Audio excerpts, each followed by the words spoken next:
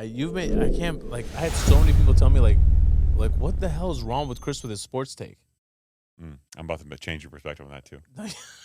All right. Housing costs keep inflation over 2%. No shocker there. We've said on the show for years that this was a problem.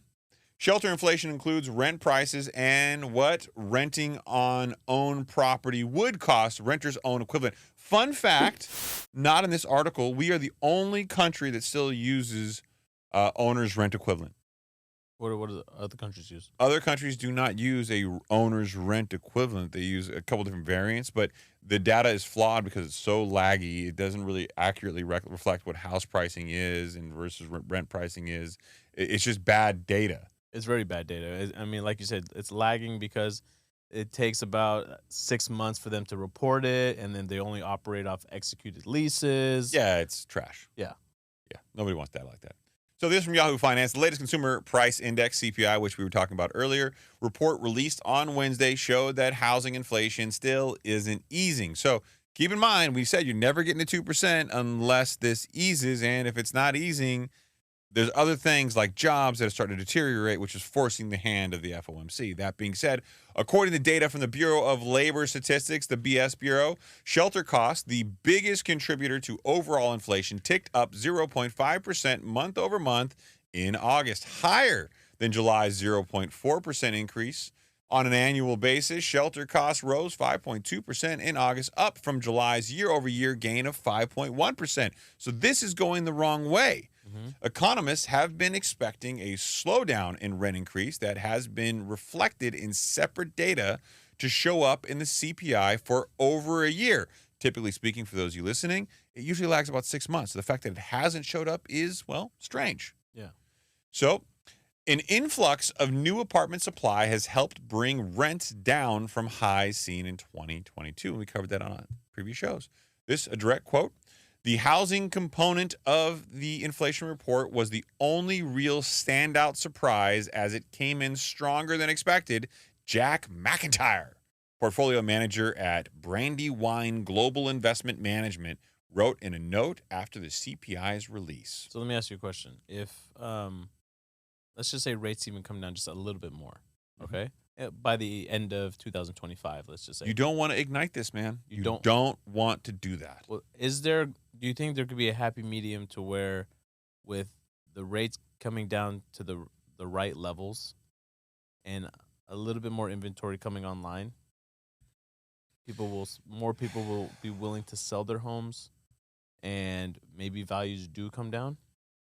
I don't think that'll be the motivation for it. First of all, nobody has a real answer to this. Okay, nobody knows for sure. Nobody knows exactly. Yeah, I think the debt load that Americans have, combined with the inflation impact and the lack of wages keeping up with it, will force even people with fantastic mortgages to try to tap into that. And it's going to start off by trying to tap into that massive amount of equity that most Americans have right now because their home prices have appreciated dramatically. And then what's going to happen is they're going to go, okay, I've consolidated all this debt. But now I've got a bigger mortgage payment. And they're going to say, well, okay, can I afford all this? I think it's going to be a much more prolonged correction than anybody wants from a housing prices perspective. And that's scary because, look, if we all have to accept the fact that we're going to have to live with this for a prolonged period of time, well, that means that there isn't going to be an opportune moment to buy a piece of real estate in the next 5 years. Right. It's going to be, you're going to have to do the best you can in the environment that you got. Now, again, I will say a 6% rate like you're seeing today, maybe even 6.25%, 6.5%, that is still historically, comparatively speaking, a fantastic rate. It is still, but when the boomers start talking about that, right, they're discounting the fact that homes are now costing way more on a ratio, income ratio. Homes right? in my neighborhood that used to go, homes that I don't live in, just for the record, they used to go for $2.6 million, or now $3.5 million. Oh yeah. So that ratio used to be somewhere like that the home, I think in the 70s, right, was 2 to 3 times the income. Yeah. Right.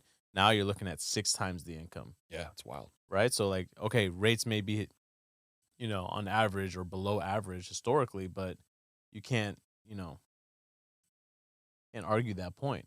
No, but you can't. To your point about debt levels for households reaching, all-time highs, I remember seeing this headline and I wanted to look it up. It was from CNBC. Mortgage refinancing surges 35% in 1 week as interest rates, hits. This was back when it hit 6.5%. Yeah. So I can't imagine what it is now when I know rates are at 6.1%. I don't think you're gonna see the same surge. People are going to be tapping in. Which I'm surprised though. Like refinancing, right? I'm like, would you just take out like a HELOC to pay down some of your debt? Well, a lot of lenders won't go behind somebody else's first trust deed. So if you've got a regular home loan from Chase or Wells or whatever it might be, then most people will tell you to go back to Chase or Wells to get a loan for your second trust deed for your home equity line of credit. Now, non-banks will probably be a little more aggressive and be willing to do that, especially with so much equity in properties. But it's getting harder and harder. The old saying goes that whenever you need a loan, you can't get one. And whenever you don't need one, you can get one. It's kind of true. For most people, they wait to get a home equity line of credit until they absolutely need it. And I've always been of the mindset, if you have a home and you have equity, you should always have a home equity line of credit. Because it sits there, right, for a 10-year draw period. Yeah. Which right? I gotta check on mine, by the way. Now I think about to renew it. Yeah. Yeah, it might be coming up soon. I don't know what the hell's gonna happen with that. Yeah, that's typically how it works, right? There's a 10-year draw period with a 20-year repayment plan. Yeah. Which, whatever. Yeah, I remember back in the day when I was working at Wells Fargo on the teller line, the bankers, the mortgage bankers in the back would always tell us, like, if you pull up somebody's account and they have a mortgage, make sure you send it this way, because the thing that they would always try to slang to them is you need a home equity line of credit in case of an emergency. Oh, it's true. It's true. Now, it also happens to pay them a commission. Yeah, but, exactly, yeah. But I think everybody should have one in the event of emergency, unless you're a retirement age and you're starting to think about, your golden years. Right. But for most people listening to the show, that ain't you. Right. So, not for you to worry about. Exactly. Should we talk about fresh data out on Thursday, the day after all this inflation data came out? 100%.